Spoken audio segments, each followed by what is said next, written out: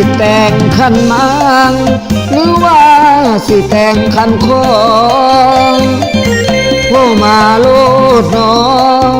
ไอ้นี้ดีหับใดในเมื่อเมียอายหยุดการแล้วให้อภัยเฝ้าแต่ปากบ่นอสามไว้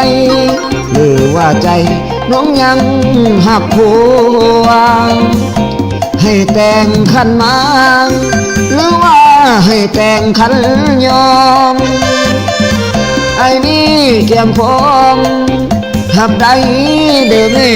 ทุนหัวขอยอมหาผิดที่ผ่านมาหาลิ้นเมาโมเล่นสาวจนว่าหมดตัวย้อนลงในกามอารมณ์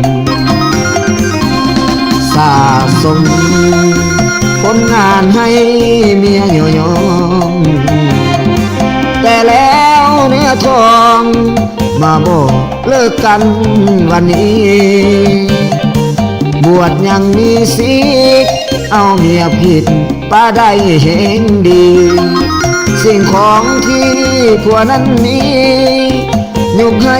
แม่แก้วทุนหัวจงหาผัวที่ดีกว่าอายเด้อล่ะย่างแต่การดานั่นมีกรรมาสนองพวกขออวยพรให้ได้ผัวที่มีเงินทองงานนี้บ่แม่นงานดองแต่เป็นเพียงย่อขันมา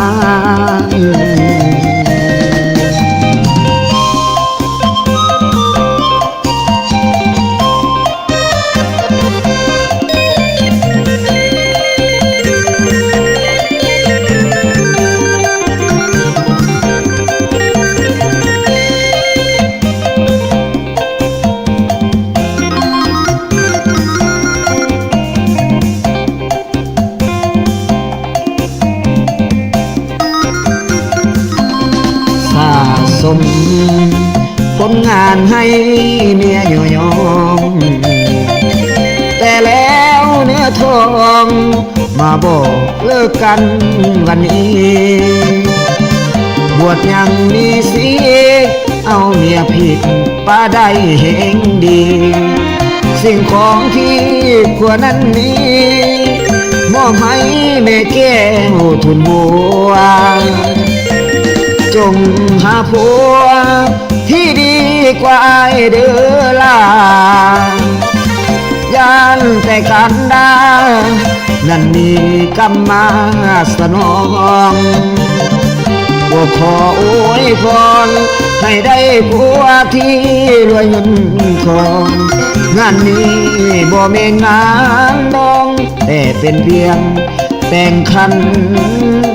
ขอมา